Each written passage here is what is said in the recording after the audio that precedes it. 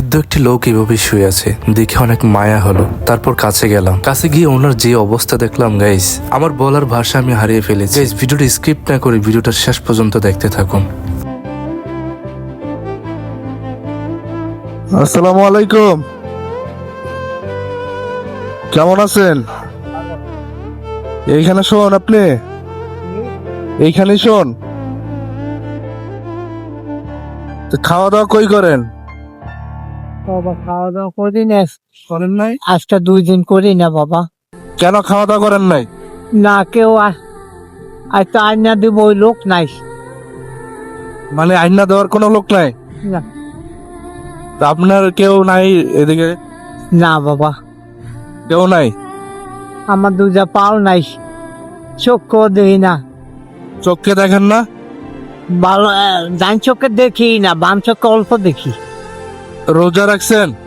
না খাইতে ইচ্ছে পারি না, রোজা রাখবো করতে। খাইতেই পান না? আপনার দুইটা পা নাই না? না। তো আপনার ফ্যামিলিতে কেউ নাই? আমার ফ্যামিলিতে এক ছেলে এক মেয়ে, না। মেয়ে বিয়া দিয়া দিছি। আর ছেলের বয়স 12 বছর, মাদ্রাসায় বোর্ডিং এর একটা পড়াই। আপনাকে দোয়া হাফেজ হয়েছে। ছেলে কি বড় হইছে? 12 বছর। 12 বছর? 12 বছর? এখানে একটা ফোড়া উঠতা হ্যাঁ। পাইকা এই অবস্থা হয়ে দিছে। কেউ যে ডাক্তারের কাছে লইয়া যাব নাই বাবা। মানে ডাক্তারের কাছে যান না এখনো? ডাক্তারের কাছে যাওয়ার দরকার না? যাওয়া তো দেখতে তা আপনি গাড়ি তুলতে পারেন না? হ্যাঁ, গাড়ি তুলতে পারেন না চাচা? ওই যে ফোড়ালিকা বসতে পারিনি। ফোরার জন্য? একটা 4-5 দিন শরীর এমন দুর্বল হয়ে গেছে, আর উঠতেই পারি না। খাওয়ার দরকার তো আপনার। হ্যাঁ। কি খাবেন? ভাত খাবেন? হ্যাঁ হ্যাঁ, হ্যাঁ ভাত আনলে ভাত খাবেন? হ্যাঁ। ভাত খাবো। আচ্ছা ঠিক আছে, আমি আসতেছি। হ্যাঁ, খাবার নিয়ে আসবো নাকি টাকা দিয়ে যাবো? খাবার নিয়ে আসেন বাবা, টাকা তো আমার কাছে আছে। খাবার নিয়ে আসবো? হ্যাঁ বাবা, এদিকে একটা পানি বোতল আছে, নিয়ে যান। পানি বোতলটা বুঝাই নেন। ঠিক আছে ঠিক আছে।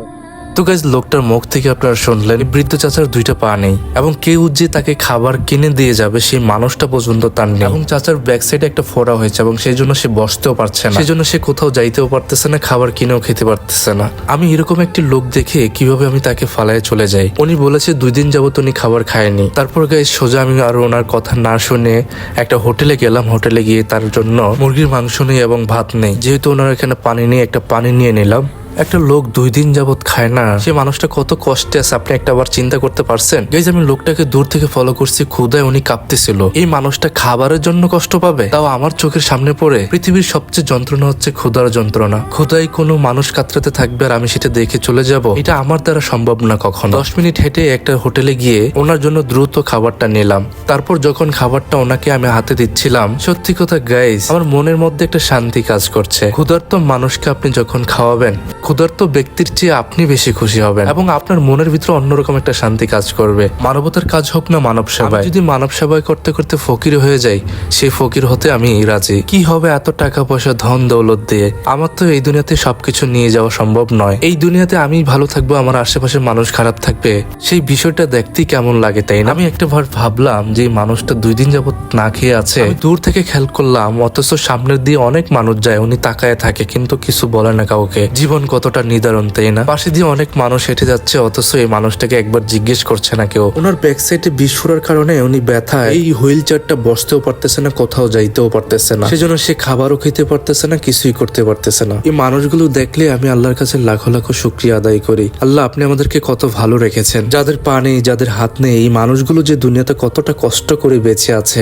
যতদিন আপনি এই দুনিয়াতে বেঁচে থাকবেন, প্রতিটা মুহূর্ত, প্রতিটা সেকেন্ড আপনাকে জীবনের সাথে যুদ্ধ করে আপনাকে বেঁচে থাকতে হবে। আমরা কি কি পারি না এই মানুষগুলোকে দেখলে একটু সহযোগিতা করতে? অথচ পাশে দিয়ে কত মানুষ হেঁটে যায়, কিন্তু এই মানুষগুলোকে সহযোগিতা করার দূরে থাক, একটু ফিরেও তাকায় না। আমরা কি একটু ভাবতে পারি না এই মানুষটা তো আমিও হতে পারতাম, আল্লাহ তো আমাকেও এমন করে দিতে পারতো। তবে যে মানুষটা যখন খাবার খাচ্ছিল আমার কাছে দেখে খুবই ভালো লাগছিল। যদিও আমি একটা কাজে যাচ্ছিলাম, আমি সেই কাজটা ফালায় ওনাকে আমি খাবার এনে দিয়ে নিজে দাঁড়িয়ে দেখলাম যে উনি খাবারটা ঠিক মতো খাচ্ছে কিনা। যাই হোক guys, উনি ক্ষুধার যন্ত্রণা খাবারটা আমি যখন আনছি সাথে সাথে উনি খাবার খেতে বসে পড়ে খাবার খাচ্ছিল আর আমাকে দোয়া করছিল, আমাকে বলছিল যে বাবা তুমি একদিন অনেক বড় হবা। আমি চাচাকে বললাম যে চাচা আমি মাঝে মাঝে আপনাকে দেখে যাব, শুধু আপনি আমার জন্য দোয়া রাখেন। তো গাইজ এই পৃথিবী থেকে আপনি কোনো কিছুই নিতে পারবেন না, নিয়ে যেতে পারবেন আপনার আমল এবং মানুষের দোয়া এবং ভালোবাসা। তো গাইজ আজকের ভিডিওটা যদি আপনাদের কাছে ভালো লাগে থাকে অবশ্যই শেয়ার করে পাশে থাকবেন। সবাই ভালো থাকবেন, আল্লাহ হাফেজ।